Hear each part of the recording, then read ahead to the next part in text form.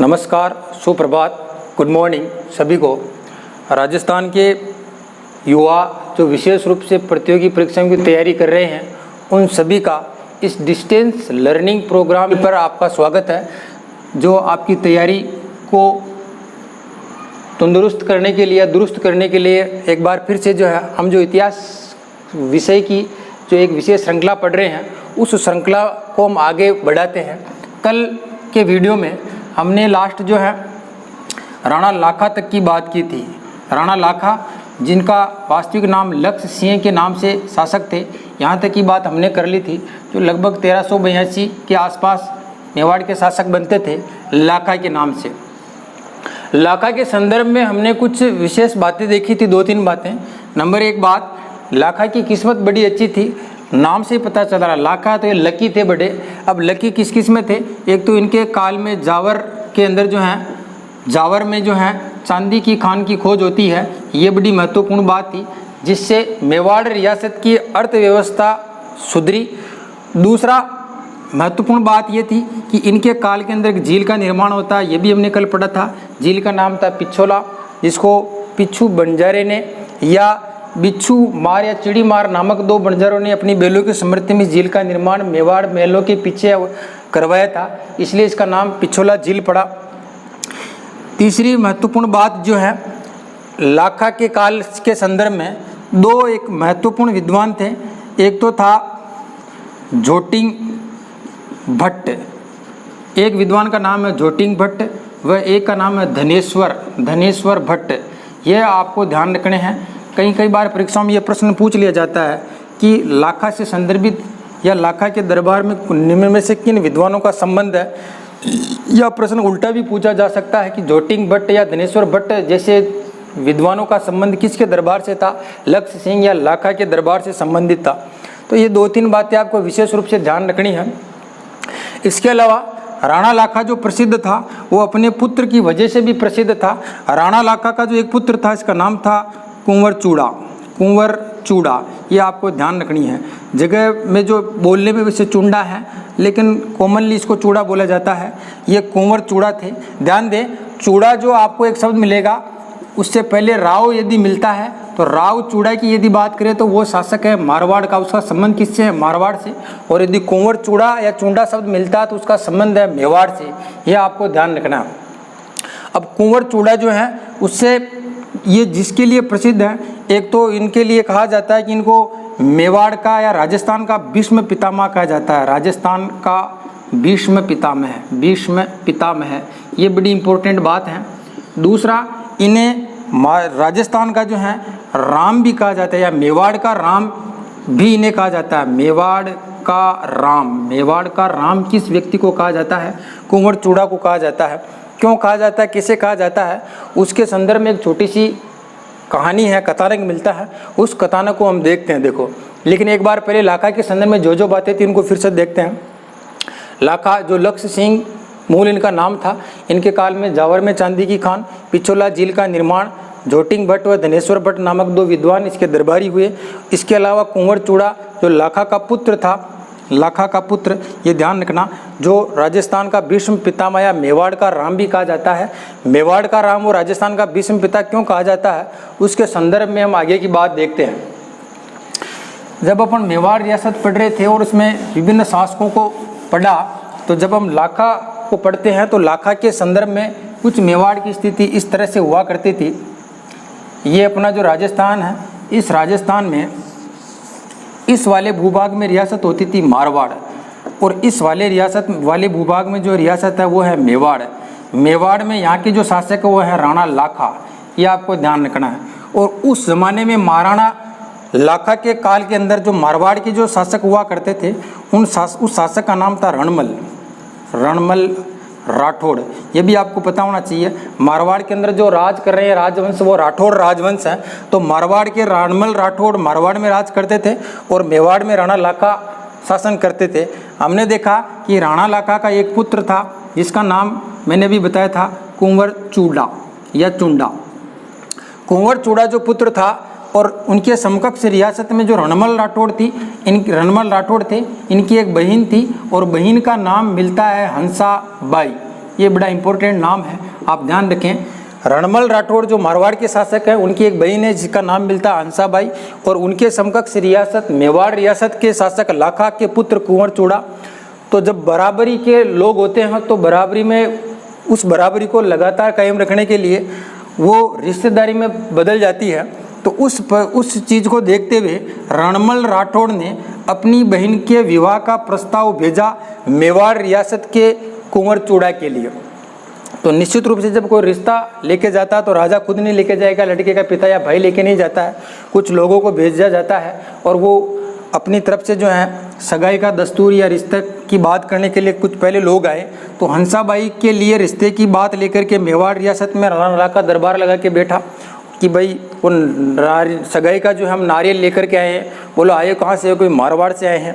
तो मारवाड़ से आए तो लाखा को लगा कि भाई ये जो सगाई का नारियल है, मनी मन प्रसन्न हुआ कि शायद मेरे लिए अभी भी विवाह प्रस्ताव आ रहे हैं, ये अच्छी बात है। लेकिन किसी ने कहा कि भाई ये विवाह जो है आपके लिए नहीं, कुंवर चूड़ा के लिए। तो राणा लाखा ने मजाक मजाक में कह दिया, बिल्कुल सही कह रहे हो, हम जैसे बूढ़ों के लिए अब कहाँ विवाह है। तो उस बात को उन साथ में आए हुए व्यक्तियों ने से कहा कि भाई आप कहो तो हम आपकी भी बात कर सकते हैं।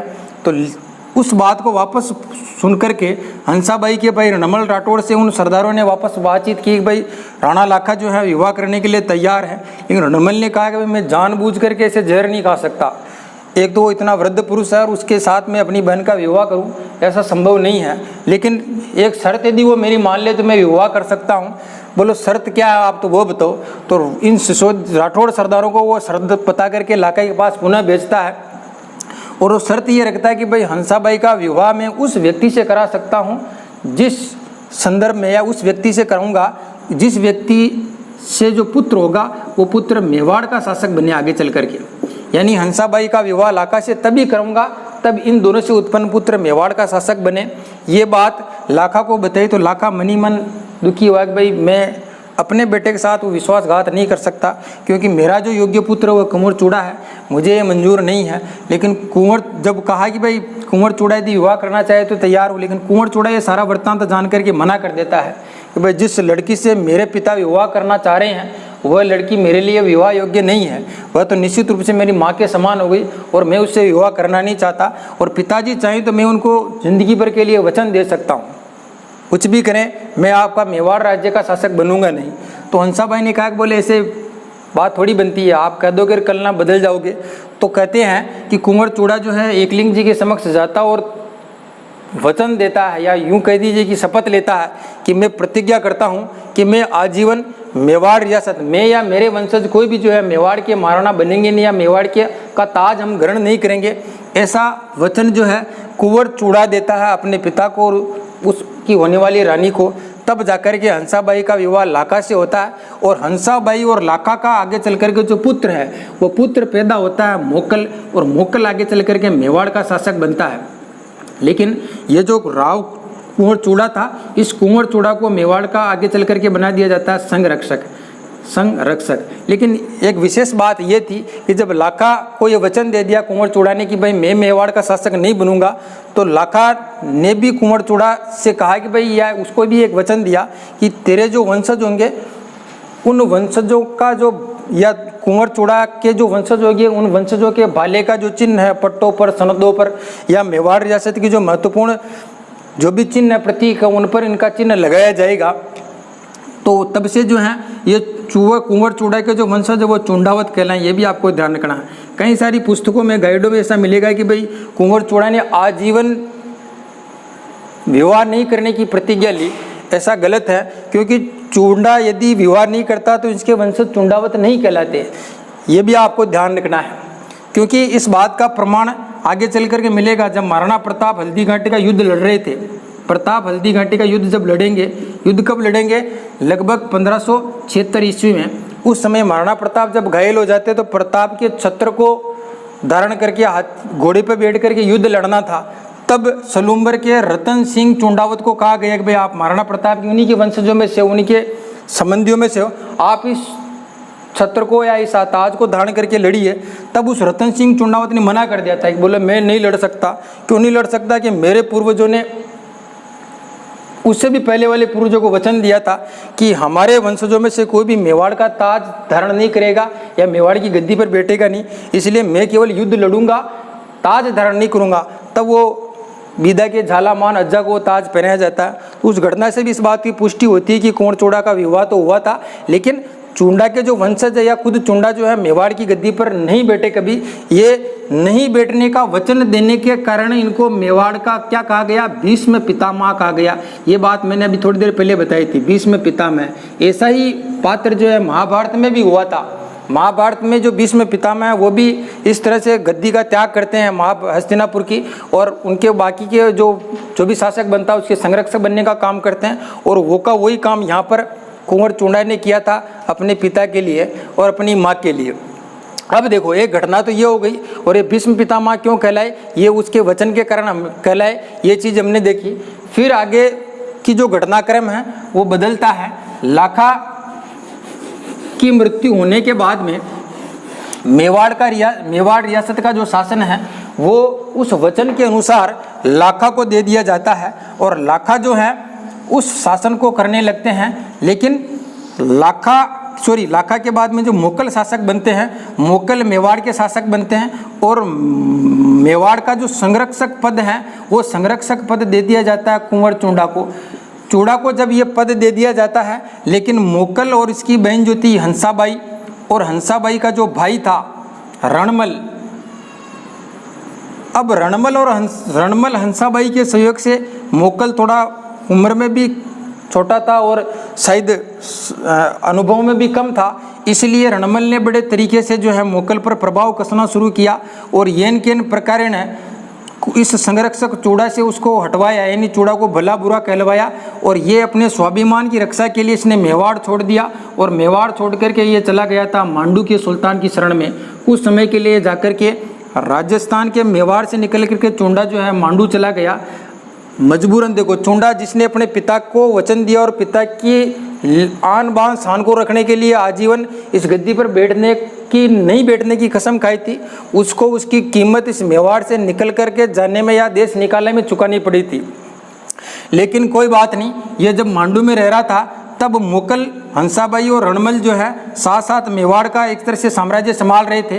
रणमल जाति से आपको पता होगा वंशजों में जो है राठौड़ वंश का था, तो रणमल ने धीरे धीरे मेवाड़ में अपनी सामर्थ्य बढ़ाई, और जितने भी सिसोदिया सरदार थे उन सिसोदिया सरदारों को हटाया, उनकी जगह राठौड़ सरदारों को बिठाना शुरू किया। यानी जितने भी महत्वपूर्ण पद थे, सेनापति का हो या और भी किसी जागीरदार का हो, सरदार का हो, उन सब सरदारों में से सिसोदिया को हटाना शुरू किया और राठौड़ों को बिठाना शुरू किया।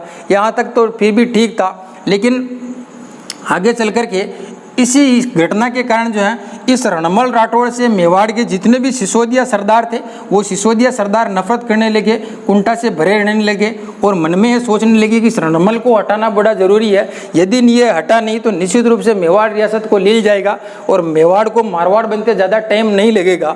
इसलिए सिसोदिया सरदारों ने जो है कोशिश करके वापस मांडू से बुलाया किसको, कुंवर चूंडा को वापस बुलाया। वापस कहाँ बुलाया, मेवाड़ बुलाया, और मेवाड़ बुला करके कहते हैं कि इस मोकल का जो पुत्र था कुंभा, तब कुंभा थोड़ा बड़ा हो गया था, और इसी बीच में मोकल की भी जो हत्या कर दी गई थी। कुंभा से पहले मोकल की हत्या लगभग 1433 ईस्वी में अपने जो लाका पड़ा, लाका से पहले एक शासक पड़ा था क्षेत्र सिंह, और मैंने क्षेत्र सिंह के बारे में कल बताया था। इसकी एक दासी थी, इसका नाम था खातिन, और उस खातिन के दो पुत्र थे, एक का नाम था चाचा और एक का नाम था मेरा। तो इस चाचा और मेरा ने, इन दोनों दासी पुत्रों ने जो है मोकल की हत्या कर दी थी 1433 ईस्वी के आसपास। तब मेवाड़ का शासक कुंभा को बनाया जाता है, और उसके बाद का घटनाक्रम है कि सिसोदिया सरदार मांडू से वापस उसको बुला के लेके आते हैं चूड़ा को, और कुंभा शासक बन जाता है 1433 ईस्वी के आसपास। तब जो है कुंभा, मेवाड़ के सिसोदिया सरदार और चूंडा, ये सारे मिलकर के रणमल को इस क्षेत्र से हटाने की कोशिश करते हुए मेवाड़ से येन प्रकार ये हट जाए, यहाँ से ये चला जाए। तो उन्होंने क्या किया, एक षड्यंत्र रचा। कहते हैं कहानियों में एक उल्लेख मिलता है कि रणमल की एक प्रेमिका थी, दासी थी, जिसका नाम था भारमली। उल्लेख में मिलता है, नाम मिलता है भारमली। हो सकता है परीक्षा में इस तरह के आजकल प्रश्न पूछे जाने लगे हैं। पिछली परीक्षा में पूछ लिया था राघव चेतन कौन था, तो यहाँ पर भी इस तरह के पूछे जा सकते हैं। तो रणमल की एक प्रेमिका थी, दासी थी, जिसका नाम था भारमली। रणमल भारमली से प्रेम करता था और रणमल को विश्वास था कि भारमली मेरे साथ कभी धोखा नहीं कर सकती। लेकिन भारमली जो थी वो मेवाड़ रियासत की रहने वाली थी। तो इन सिसोदिया सरदारों ने और कुंभा ने, इन सब ने मिलकर के भारमली से मुलाकात की और भारमली को जाकर के समझाया, देख भारमली, तू पैदा मेवाड़ के अंदर हुई, तेरे खानदान, तेरी माँ पिता सारे पूर्वज है वो हम सब मेवाड़ वालों का, तेरी खून के अंदर, रगों के अंदर जो खून है वो मेवाड़ का है, और मेवाड़ रियासत के दुश्मनों के साथ तू मिली हुई है, ऐसा तू अनर्थ मत कर। तुझे मेवाड़ को यदि बचाना है तो तुझे हम लोगों का साथ देना होगा।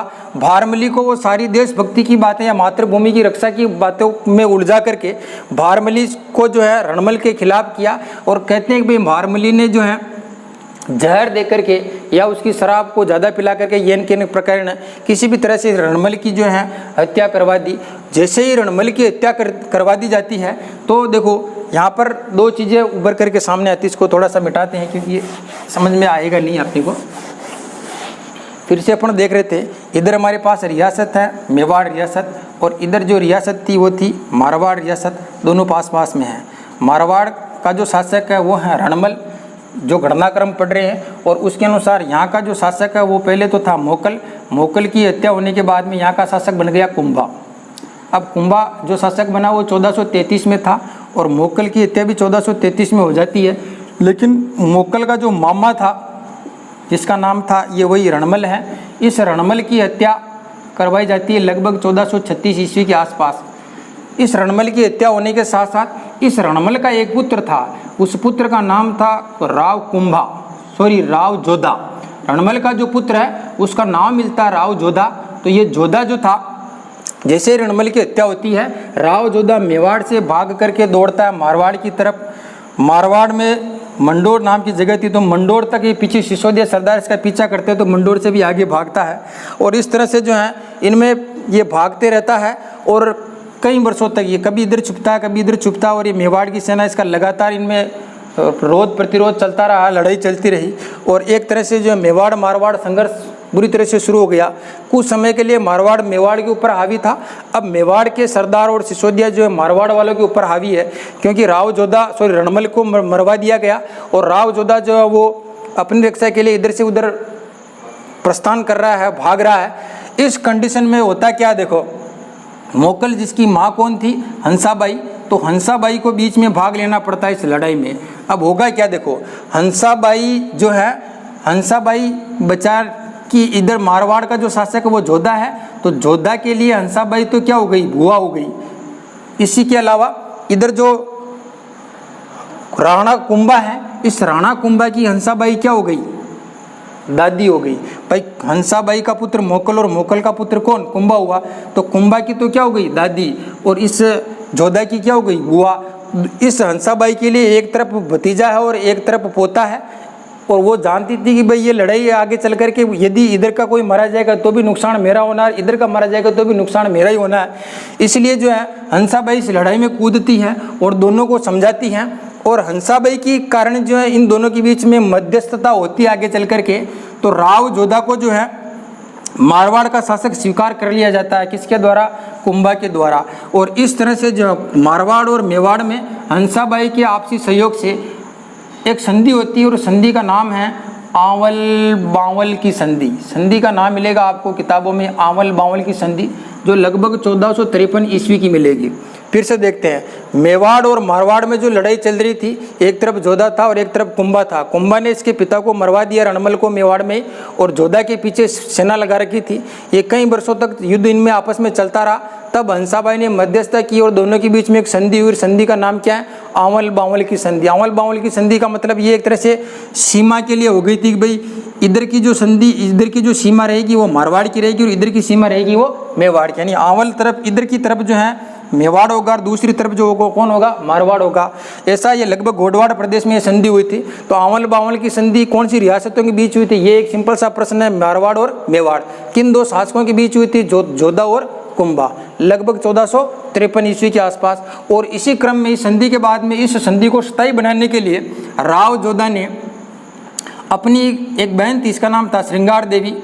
श्रृंगार देवी, उस श्रृंगार देवी या सौभाग्य श्रृंगार देवी का विवाह जो है राणा कुंभा के साथ करवा करके इसको जो है एक आपसी संबंध में कन्वर्ट करवा दिया और ये विवाह हुआ। और आगे कई वर्षों तक फिर ये मारवाड़ और मेवाड़ का जो आपसी संघर्ष का जो दौर था वो थम गया और दोनों रियासतों ने धीरे धीरे तरक्की करना शुरू कर दिया। देखो, जब लड़ाई होती है तो लड़ाई में चीज़ें ख़त्म होती है, चीज़ें बनती नहीं हैं, और जब शांति होती है तो निश्चित रूप से मारवाड़ ने भी विकास किया और मेवाड़ ने भी विकास किया। तो इस तरह से आंवल बांवल की संधि होती है और उस आंवल बांवल की संधि में जोधा और बीच में जो है सहयोग करती है हंसाबाई। अब इसको हम परीक्षा के पॉइंट व्यास से देखते हैं। कहानी तो हमने समझ ली। और दूसरी बात यह है कि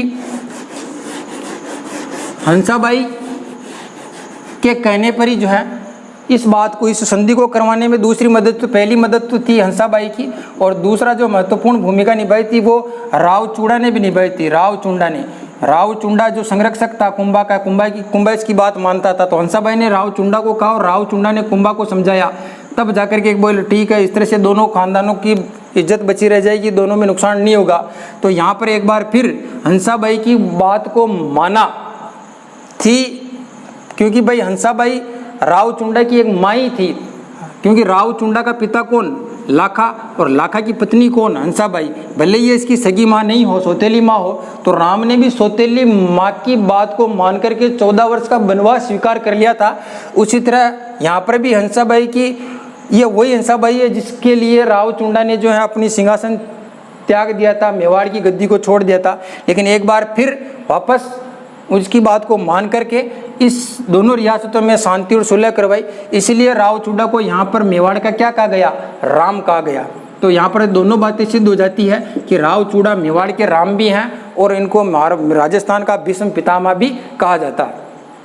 इस घटनाक्रम को परीक्षा के लिहाज से यदि हम देखें लाखा के संदर्भ में, तो हम लाखा पढ़ रहे थे।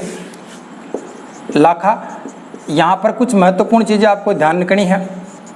नंबर 1, लाखा के बाद में जो शासक बनेगा वो कौन बनेगा, मोकल बनेगा। लाखा की तो हमने 2-3 महत्वपूर्ण बातें देख ली थी। मोकल के संदर्भ में क्या होगा, मोकल में आपको 2-3 बातें ध्यान रखनी है। देखो, एक तो जो है मोकल जो है एक मंदिर का निर्माण करवाता है, सॉरी निर्माण नहीं, पुनरुद्धार करवाता है समीदेश्वर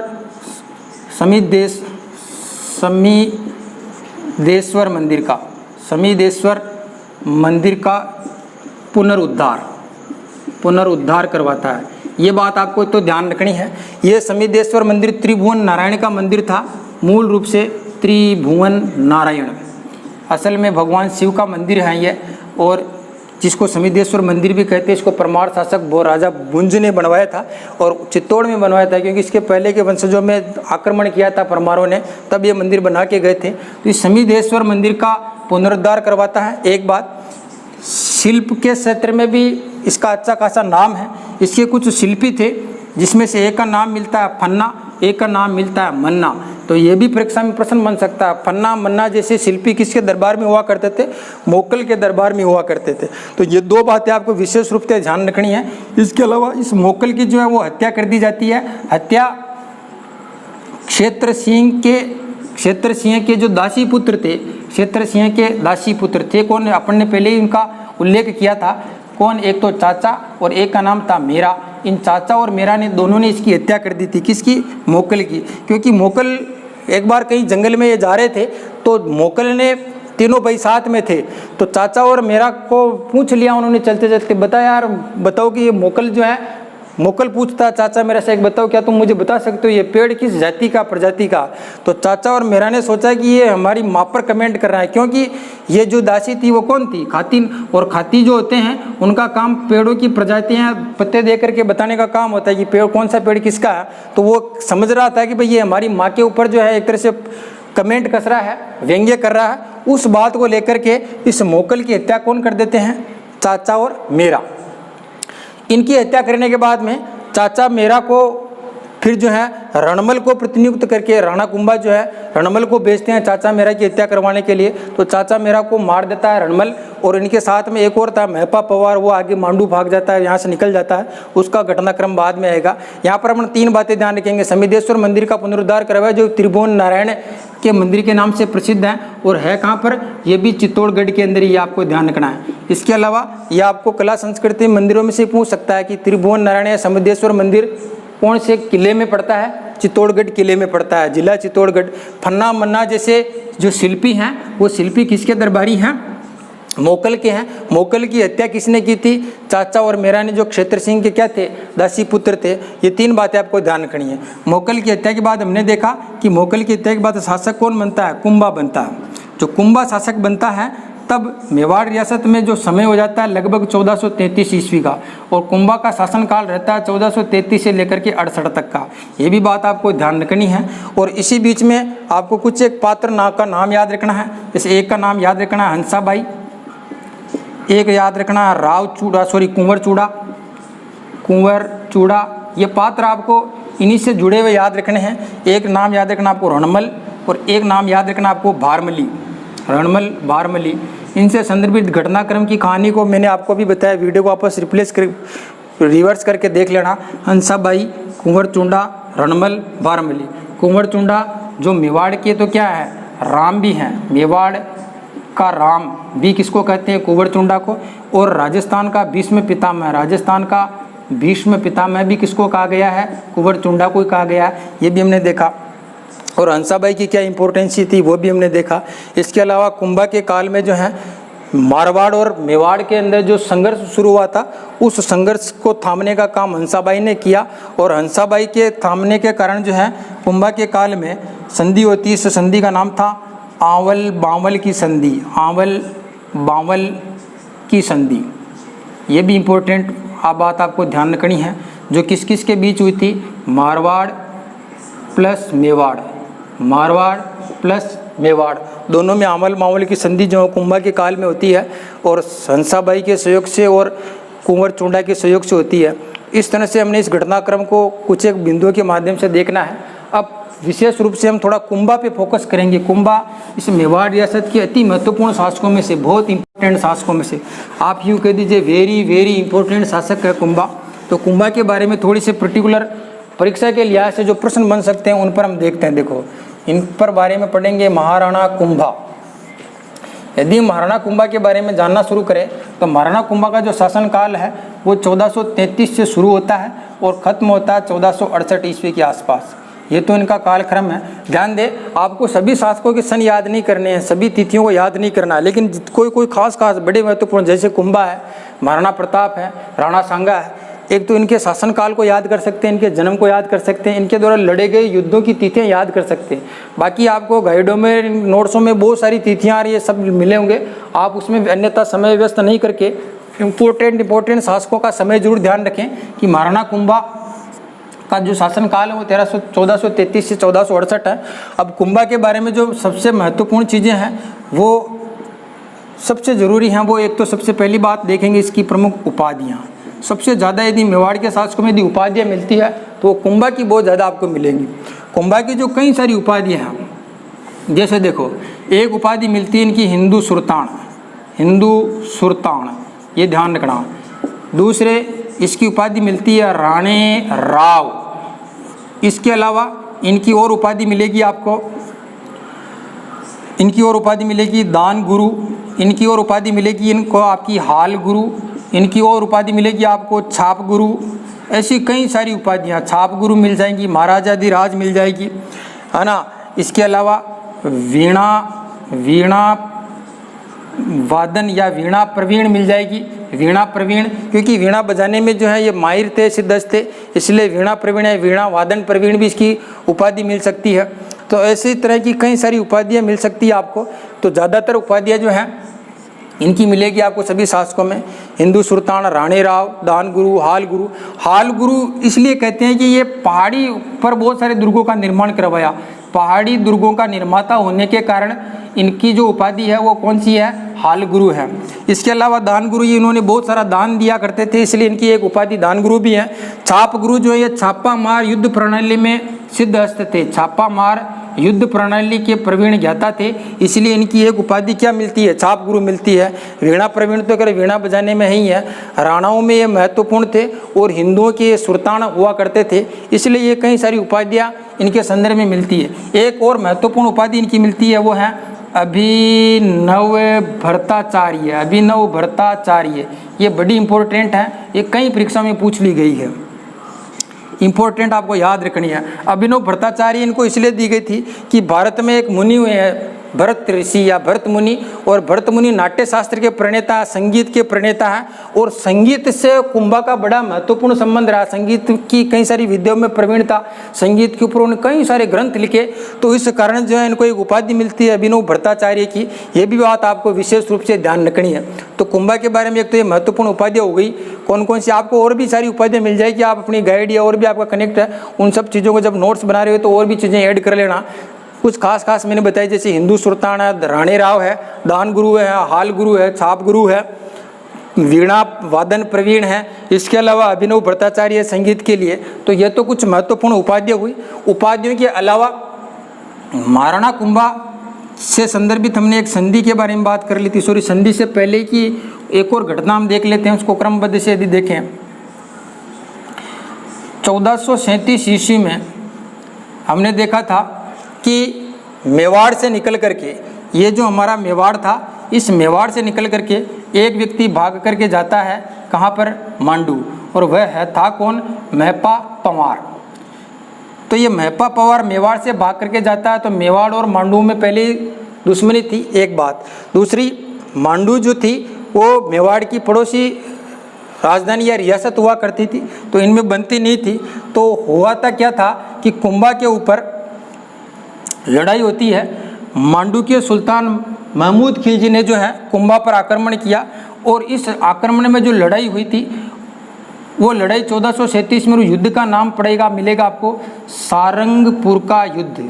युद्ध का नाम क्या मिलेगा, सारंगपुर का युद्ध, जो 1437 में होता है। इस सारंगपुर के युद्ध में राणा कुंभा की जो होती है विजय, और महमूद खिलजी की जो होती है हार। महमूद खिलजी को राणा कुंभा जो है सारंगपुर के युद्ध में 6 माह के लिए बंदी बना लेता है, 6 माह के लिए बंदी बनाया किसको था, महमूद खिलजी को। और महमूद खिलजी शासक कहाँ का, मांडू का, ये भी आपको ध्यान रखना है। तो महमूद खिलजी को जब 6 माह के लिए युद्ध बनाया और सारंगपुर जैसा बहुत महत्वपूर्ण युद्ध जीता, तो इस जीत में महाराणा कुंभा बहुत खुश हुए, इतने खुश हुए कि इस युद्ध को उन्होंने अमर बनाने के लिए एक स्तंभ बनवाया। इस विजय को वैभवशाली गौरवपूर्ण बनाने के लिए विजय स्तंभ बनाया और एक प्रशस्ति लिखाई, जिसका नाम क्या मिलता है, विजय स्तंभ प्रशस्ति। विजय स्तंभ प्रशस्ति, ये भी बात आपको ध्यान रखनी है। इस विजय स्तंभ प्रशस्ति जो आती है ये कुंभा की शिल्प कला में आती है। और इस कुंभा देखो वैसे एक बहुत बड़ा टॉपिक है, इसको हम 2 भागों में बांट कर देखेंगे। आज इसके हम प्रारंभिक बिंदु पर बात करेंगे, कल अपन महाराणा कुंभा के शिल्प शास्त्र में और उसकी राजनीति के कुछ महत्वपूर्ण बिंदुओं पर बात करने वाले हैं। आज केवल हम इसकी प्रमुख उपाधियाँ, एक सारंगपुर के युद्ध, और हमने पहले देख लिया था अमल बावल की संधि, 3 बिंदुओं पर बात की थी, और उससे पहले वाले घटनाक्रम को हमने जोड़ लिया था। कल पूरा टॉपिक अपन कुंभा पर बनाएंगे, इसके साहित्य, इसके शिल्प और इसके राजनीतिक हम भूभाग पर बात करेंगे। आगे की घटनाक्रम को जानने के लिए देखते रहिए सरस्वती ज्ञान गंगा ये लर्निंग बिंदु। तब तक के लिए धन्यवाद।